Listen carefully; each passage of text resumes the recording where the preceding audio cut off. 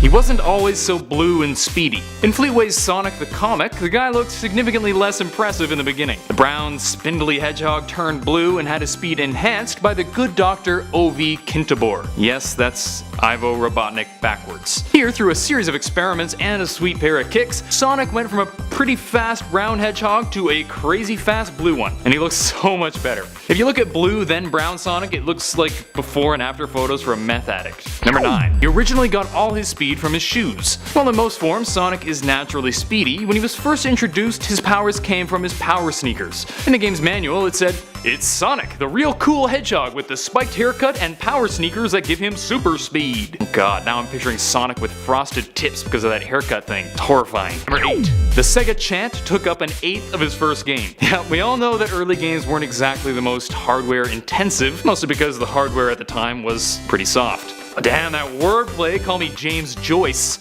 As it turns out, the short little Sega at the beginning that takes 3 seconds took up an eighth of the space on the entire game. Even more than some of the levels. Really puts things in perspective. Number 7. Michael Jackson might have written some Sonic tunes. Yeah, even the king of pop couldn't stay away from the blue guy. During production of Sonic the Hedgehog 3, MJ was asked to write some music for the game, and apparently he did. However, he was later taken off the project, partly due to his not liking how the music sounded on the machine, and partly, the child-related accusations. Many believe, however, that some of his music did end up in the final game. Sony refuses to comment on this though, so we're stuck wondering. Number 6. Sonic loves to breakdance. Comic readers are probably super familiar with Sonic's propensity to get down. But while the whole breakdancing thing started in the comics, it's made its way into a bunch of different games too. For example, one of his taunts in Smash Bros. Brawl is a breakdance, plus pretty much all his fighting in Sonic Battle was breakdancing. The guy feels the rhythm and he just has to move. It's not his fault.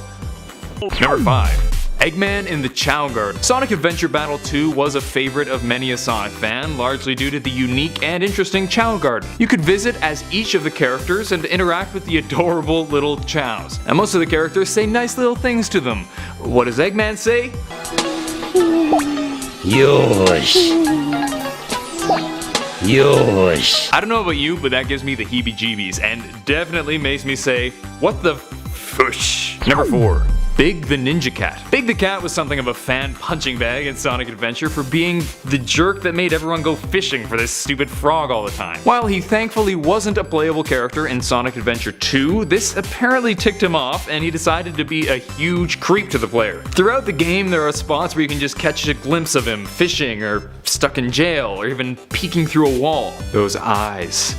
What the Friar Tuck is wrong with his eyes? Number 3. Amy has no clue who Sonic is. We all know Amy, and we know that she's a pretty big fan of Sonic. The two are tight. And yet, every damn time Amy meets a new hedgehog, whether he's all black like Shadow or all bright silver like, Silver, she goes, "Oh Sonic, there you are!" Got you, Sonic! Hey! What, do all hedgehogs look alike? Huh, Amy? What the phalange, Amy? Number 2. S&M. This is definitely one of the most out there Sonic moments that probably had a whole lot of parents saying, "What the floop?" That's Floop from Spy Kids. Those foogly scared the oh, I almost said ugh. Anyway, here, Rouge was caught by some officers, and when the female officer went to put handcuffs on her, she says, "I guess you're into S&M, huh?" Meaning sadomasochism. ハードなプレイがお好みなの? Needless to say, this only aired in Japan. In the US, Rouge just called the officer an old lady. You know, you're pretty tough for an old lady. And I'm not sure I blame them. That would lead to some awkward conversations with your 8-year-old. You mean some people want to be spanked? Number 1. The moment you realize Sonic is basically a carbon copy of Dragon Ball Z. Yeah, this is something that took me a while to realize, but think about it. There's a character that can turn gold when he powers up. He and his friends search for 7 relics. They run into an angrier version of the main character, Vegeta and Shadow, who ends up becoming friends with the gang, and the list goes on. It's insane. And this made me say, wait for it, what the floxinochinahilipilification, which means setting at little or no value. The more you know. And at number 10, 1 is Mario and Sonic's budding friendship. There has always been an avid rivalry between Sega's Sonic franchise and Nintendo's Mario franchise, since Sonic's creation in 1991. Sonic was created in direct response to Mario, in an attempt to give Sega an iconic character to compete sales-wise, and the two have competed ever since, with fans of both series constantly noting how both tend to copy one another. But the two buried the hatchet in 2007 when Mario and Sonic at the Olympic Games was released, and was pretty successful, leading to multiple sequels for the games, including Summer and Winter Olympic Games. Up next, number 9 is MEPHILES murders Sonic. While some fans find this moment shocking, others, well, find it comical. MEPHILES is the only villain, let alone character, known to have killed Sonic the Hedgehog. While Sonic's death was reversed in the game, along with its entire plot wiping out all events that occurred in it from the timeline, fans remember this moment in Sonic 06 as pushing the boundaries narratively in the series. Or, if you're of the opposite opinion, as going too far and being completely ridiculous.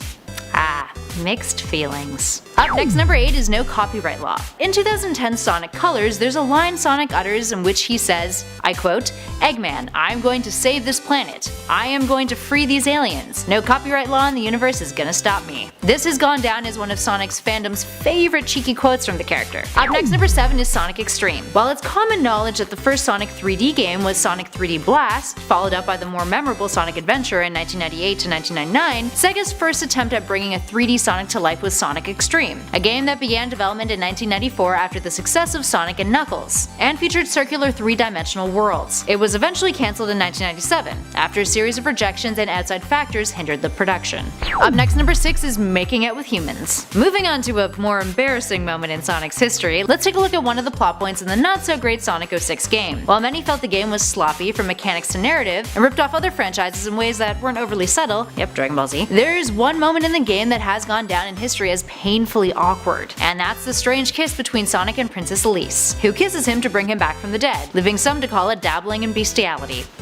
Yikes. Up next, number 5 is Sonic the Hedgehog. The game that started it all, Sonic the Hedgehog is still considered by many to be one of the greats, especially considering its popularity that acted as a launchpad for the franchise as a whole. While other Sonic follow-up games have managed to surpass it in critical acclaim, many still consider this 1991 game to be the best. Still full of inspiration, especially for the recent retro throwback Sonic Mania. Inspired by the arcade games that came before it, Sonic's speed almost literally gave Mario a run for his money, quickly becoming one of Mario's biggest competitors. And at number 4 is Sonic Generations. Generations is one of the most groundbreaking games in Sonic history, being the first to combine the 2D side-scrolling platformer of its past with the 3D levels. Players were allowed to choose how they wanted to navigate certain levels, with the ability to switch between the two. This introduced a gameplay mechanic that would be used in later Sonic games, and breathed new life into classic Sonic stages, giving players the opportunity to experience zones like the Green Hill Zone and the Chemical Plant Zone from a new perspective. Up next, number 3 is Sonic the Hedgehog 3 and Knuckles. Sonic the Hedgehog 3 and Sonic and Knuckles were released simultaneously,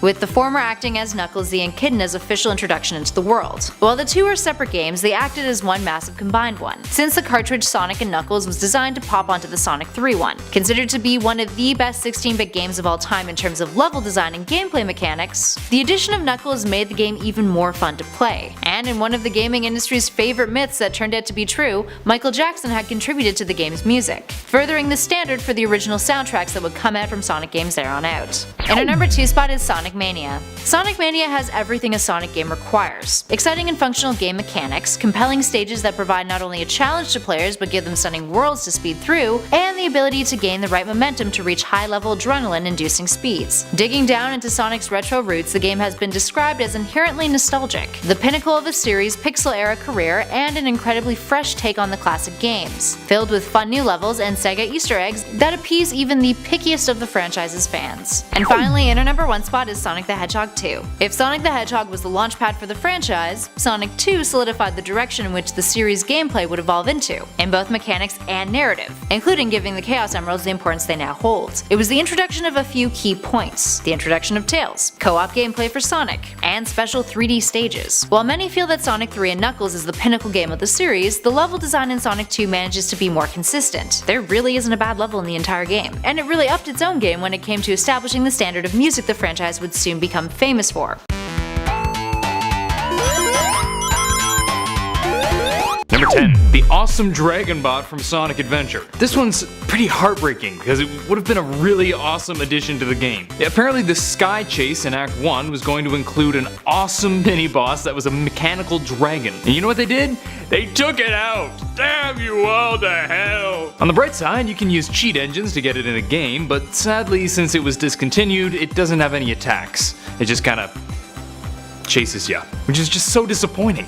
Number 9. Knuckles finally finishes. Here's one from Sonic 06. If you played the game and enjoy Knuckles, you may have been disappointed that you never actually get to finish a level with Knuckles and therefore get no ending animations from him. But guess what? If you exploit a glitch on Flame Core, you can get him to the end of the level and see his beautiful victory poses, depending on your score on the level. Huzzah! Number 8. The Secret of Sonic 06. This one is a different kind of secret and is known by some, but I think it's important to bring up. I've whined a lot about Sonic 06 on this channel, and I feel kinda bad for the people who worked on it. It isn't all their fault, I'm sure they did their best to get it done by the deadline. Unfortunately, and unbeknownst to many Sonic fans, they were rushed into getting the game out in time for Christmas. So if anyone who worked on the game is watching my videos and weeping bitter tears, it's not your fault. It's not your fault. Number 7. The Sexy Cowgirl Casino from Sonic Adventure. Sonic Adventure has one level called Casinopolis, which takes place at a casino. In the American game, it looks like a regular casino, but of course, in the original Japanese version, it was a bit more out there, with a big sexy cowgirl holding a drink. Yeah, it's basically hardcore porn. As normal as this might sound, it was deemed too adult for the flimsy American sensibilities. Bummer. Number 6. The unused Sonic the Fighters characters. Sonic the Fighters had one pretty intense secret. There were a bunch of fighters that were made but never finished, so they didn't make it into the game. The real bummer is that a lot of these would have been totally awesome. They included a rocket-powered Metal Sonic, which is sick, and 4, count 'em, 4 versions of Eggman, where you could even play him au naturel without any mechanical help. Damn. Up next, number 5 is the Flying Battery Zone from Sonic & Knuckles. While some have criticized this zone as being a carbon copy for the airship in Super Mario Bros. 3, Flying Battery takes the concept to new levels, providing an adrenaline-filled level that will leave you amped. With major momentum, it provides exactly the kind of excitement that Sonic fans adore, with no shortage of challenge, courtesy of Spiky Balls. Up next, number 4 is the Death Egg Zone in Sonic & Knuckles. Taking place in Robotnik's own Death Star, the Death Egg, this zone is the last you'll venture through in Sonic & Knuckles. At this point in the game, Knuckles has come around, realizing that Sonic and Tails are actually the good guys after Robotnik steals the Master Emerald from him. The whole zone tends to be a bit disorienting, filled with traps, gravity switches, and electromagnets. It also leads up to one of the more entertaining and challenging boss battles of the series, the Great Eggman Robo. Up next, number 3 is the Hydrosity Zone from Sonic the Hedgehog 3. The Hydrosity Zone, as one would expect, contains the most water out of any zone in Sonic 3, with a good chunk of it being submerged. Players must capture air bubbles in order to stay under the water longer, providing an additional challenge. On the plus side, there's moments in the zone where, depending on how much momentum you gain, you can actually get enough speed to run across the surface of water, which is just pretty cool. In our number 2 spot is the Chemical Plant Zone from Sonic 2 and Sonic Generations. A double whammy here, Chemical Plant Zone first appears in Sonic 2, but also makes a very notable appearance in Sonic Generations, with both iterations impressive. The first gave us a zone that was incredibly fast-paced in an exhilarating way, combined with an impressive level design and stellar soundtrack. Then, what Sega did to it for the 3D Sonic Generations game took the level and expanded on it, taking advantage of the hybrid gameplay style that switches between 3D and 2D to make it even more mesmerizing. The Chemical Plant Zone feels like it exhibits the heart of what our favorite Blue Hedgehog is about, providing us with a challenging, versatile level that enriched the world of Sonic visually, while never letting us down in terms of speed. And finally, in our number 1 spot is the Green Hill Zone from Sonic the Hedgehog, and many other games. The Green Hill Zone is without a doubt the most iconic Sonic stage in the franchise. It's the original stage, the one that started it all off, and is likely the stage that those unfamiliar with the Sonic games can easily recognize. It comes with a wonderful pang of nostalgia, and is largely responsible for setting the groundwork for all Sonic stages to come. Plus, its music has been rated as some of the best scoring from the 16-bit era. Number 10. The One-Eyed Snake from Sonic Sat AM. The Saturday morning Sonic cartoon was definitely a show for kids, but that doesn't mean they didn't include the odd joke for the adults reluctantly watching the show with their kids. While Bunny Rabbit reads Tails a story, he says, "That wolf is nasty, huh?" And she responds with, "Nasty as a one-eyed snake, sugar." "What the flubber, Bunny?" Now, there's a chance that there's some hidden meaning of that down south, but I think it's referring to something else down south. Huh? Number 9. The the truck escape from Sonic Adventure 2. So this one was a good kind of what the Fremunda cheese moment. In Sonic Adventure 2, when you're escaping the city, things start to look pretty good. Until a big old truck starts chasing you down the street. It was so unexpected and freaky that it scared the crap out of a lot of fans. But once you got over the shock, it made for a pretty awesome level. Number 8. The Eggman reveal in Sonic 2006. Sonic 06 had a lot of problems, but one that really made fans go, what the fart, is the way Dr. Eggman looked. I said fart. A pleasure to meet you at last. This was a real departure from past depictions of the guy, and it rubbed a lot of people the wrong way. The more cartoonish versions of Robotnik look weird for sure, but when I see him looking all realistic, it makes me so uncomfortable. He's like the Harvey Weinstein of villains. He just radiates discomfort. Speaking of Sonic 06, number 7. The entirety of Sonic 06, except the music. If you know Sonic, I'm sure you know about the infamous game of 06, and even if you didn't, you've probably heard me complain about it. It was a weird game with all these strange additions to it, a lame story, bugs galore, and some human hedgehog loving that made everyone uncomfortable. The music was great, and truth be told, I actually quite liked Silver, but this definitely made Sonic fans go, what the fiddle diddle. Number 6. Polishing the Schnauzer. Here's a recent one from Sonic Boom, proving that adult jokes in kids shows will never go away. Although, to be fair, at this point Sonic is as much a show for teens and young adults as it is for kids, given the demographics of Sonic fans. In one episode, Eggman shows up to a Fuzzy Puppy fan club meeting and says, Sorry I'm late. I was polishing my Schnauzer and— Eggman! Now it turns out he was just talking about his toy dog, but it was definitely a what the Frankenfurter moment. Oh, who am I kidding? Of course I collect fuzzy puppies. They're adorable. Number 5. Record breaker. The Sonic Archie comics have been around for a long time, 24 years. That's almost one whole run. And this incredibly long series makes it the longest running comic series based on a video game. And there have been a lot, so good job Sonic. Number 4. Sonic's skid effect is from Outrun. As is fairly common in games, certain sound effects were pulled from other games to be used in Sonic. Turns out his skidding sound was taken from another Sega game, Outrun. This would be so weird for Outrun players. Personally, I notice every time they play that scream from the StarCraft Academy. It's used all the time and I love it. Number 3. On-screen debut. While most people were first introduced to Sonic in his first game, understandably, he actually made a super random appearance in Radmobile as an air freshener. Yeah, I don't even know what scent he would be. Hedgehog? Evergreen? The smell of speed? Let me know what you think in the comments. Number 2. He may not be as fast as people say. We all know that Sonic is super quick, often able to break the sound barrier in the comics. But the nerds over at the Escapist Game Theory actually did the math based on the games and, well, his speed isn't exactly impressive. Turns out when you look at how quickly he can go along the track in the games relative to his size, it works out to roughly 10 meters per second, while the speed of sound is 340 meters per second. Still faster than me, but not exactly the stuff of legend. Number 1. He actually should be able to swim. Fans of the Sonic games may know that the guy is not the best swimmer, and by that I mean if he goes in the water, he dead. I and many others always assumed it was just supposed to be a little quirk of his to make levels more interesting, but it turns out the explanation is way funnier. According to one of his creators, Yuji Naka, he just assumed hedgehogs wouldn't be able to swim just for how they look. Turns out they can,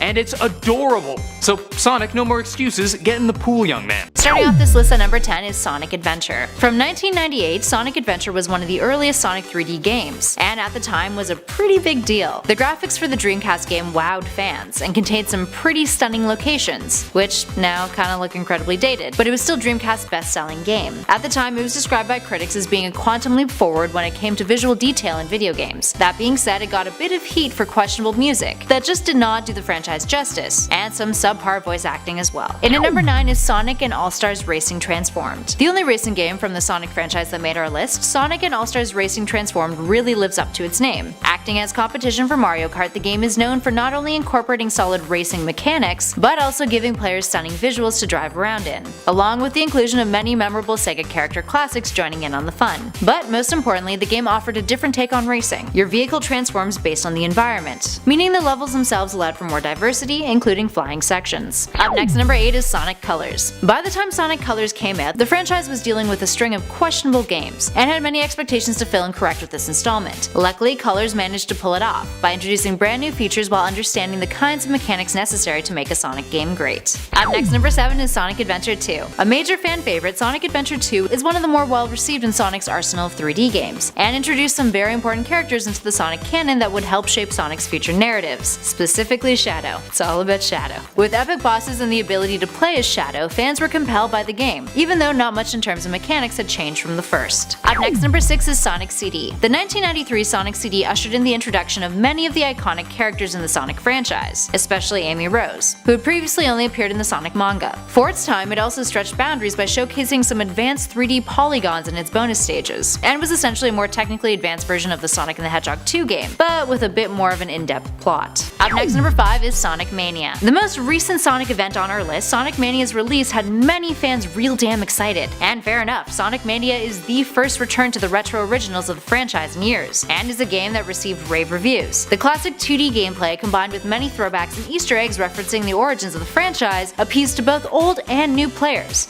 with stunning retro-style graphics and the familiar gameplay we all grew up loving. Up next, number 4 is Shadow the Hedgehog. The introduction of Shadow the Hedgehog was a pretty big deal at the time of his arrival in 2001 in Sonic Adventure 2. The initial concept for the character was in support of exploring one of the major themes for Sonic Adventure's sequel, the dichotomy between good and evil. Leading up to the game's release, Sega was incredibly hush-hush about Shadow's reveal, and when it did come out, his popularity skyrocketed, with many fans disappointed that he died in the game, leading to Sega bringing Shadow back into Sonic Heroes as a playable character, and eventually giving him a spin-off title of his own. On the other hand, there's a lot of Sonic fans out there who detest Shadow, feeling as if he's a cheap carbon copy of the blue blur. Despite this, Shadow has received a decent amount of character development over the years, and remains one of the popular icons of the series. In our number 3 spot is Sonic and Knuckles. In a revolutionary move, the addition of Knuckles via the add-on cartridge gave fans of the series a whole new experience playing as Knuckles the Echidna. This allowed you to play as Knuckles in Sonic 2 as well, and officially made Knuckles a staple in the Sonic franchise, even though he had already drawn in a lot of popularity with his debut in Sonic the Hedgehog 3. Plus, it also spawned a hilarious meme.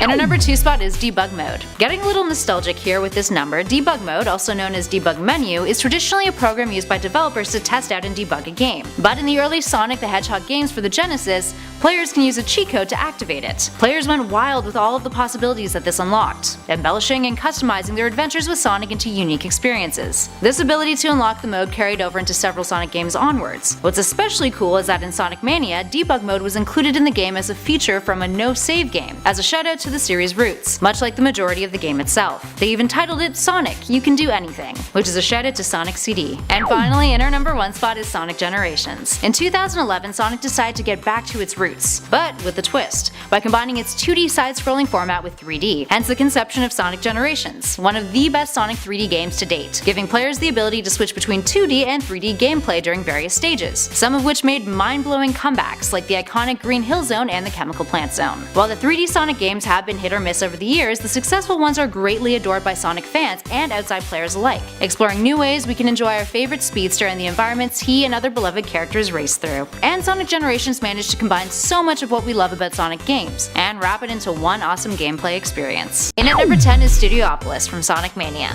Sonic Mania was an instant hit with fans, and one of its levels, Studiopolis, helps play into the nostalgia that the game so heavily reflects. Riddled with Easter eggs that are several cheeky references to Sega's history, Studiopolis is an incredibly entertaining play for any long-running fans of the series. There's references to the real-life vending machine, the Sega Sonic Popcorn Shop, and other Sega games like Streets of Rage, and there's even a dig at Nintendo. Up next, number 9 is the Spring Yard Zone from Sonic the Hedgehog. The Spring Yard Zone gives us levels with vertical springing, mixing up the dynamic of the game. This intensifies as the zone progresses, especially when you face Robotnik in his egg pod. He's got a metal spike protruding from the bottom that when he plunges down, takes out the ground, giving you less places to land on. It's a different take on a Sonic level that spices things up, and proves Sonic is more than just speed. It takes a lot of precision to win the game too. Up next, number 8 is the Hidden Palace Zone from Sonic the Hedgehog 2. The Hidden Palace Zone was a mysterious zone that was removed from the final version of Sonic 2, featuring an underground cavern full of water and majestic rock figures, and even ancient ruins. While the Hidden Palace Zone didn't make it into the original game, it was then included in the recent iOS and Android release. Very detailed and interactive, its familiar gameplay mixed with thrilling design made for a really enjoyable play. Up next, number 7 is the Launch Base Zone from Sonic the Hedgehog 3.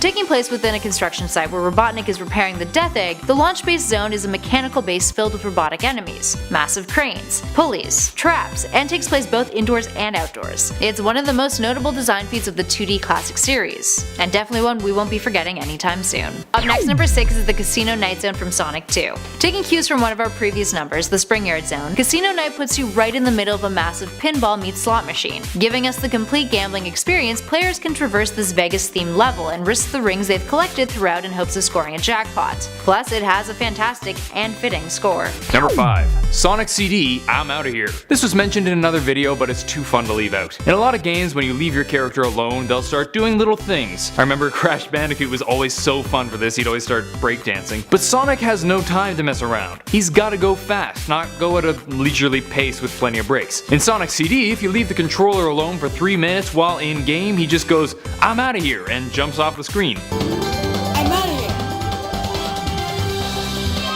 here. And it's game over. Number 4. Sonic CD's Sound Test. Good old Sonic CD, great game with pretty nifty secrets. If you press down, down, down, left, right, A on the title screen, you'll be taken to the sound test. Then if you choose the right set of options, you'll see various photos. The freakiest of these is the one where Sonic has a disturbing human face with creepy music dedicated to Majin. Majin is both the Japanese word for devil and the childhood nickname of Masato Nishimura, the landscape designer for the game, who apparently enjoys inserting his nickname into his work. Number 3. Sonic Adventure 2 Test Level. This is a pretty funky one. In Sonic Adventure 2, if you grab a Chow key outside of the camera, you can glitch your way into the test level, and it's weird. But if you're looking to play around in a big colorful level, give it a shot. Number 2. Wechnia from Knuckles Chaotix. By manipulating a bunch of leftover data in the game via the color test menu, you can gain access to a whole new character, known by fans as Wechnia. This is basically Sonic's version of Missing No from Pokemon, and it's pretty cool. It looks like Knuckles with white fur and red eyes, but has the moveset of Mighty. He can even fly in certain versions thanks to the leftover influence of Tails. Pretty crazy. Number 1. Sonic Mania and Knuckles. Now in our Sonic Easter Eggs videos, Kelly talked about Sonic Mania's Knuckles and Knuckles mode. But did you know that if you beat the final boss while playing on Knuckles and Knuckles mode, you gain access to a whole new ending? Yeah. It shows him reading a book to a bunch of kids. And what's the book called? Sonic Mania and Knuckles. Have you ever said knuckles a lot? It's a really weird word. Knuckles. Knuckles. Knuckles. Knuckles. Knuckles.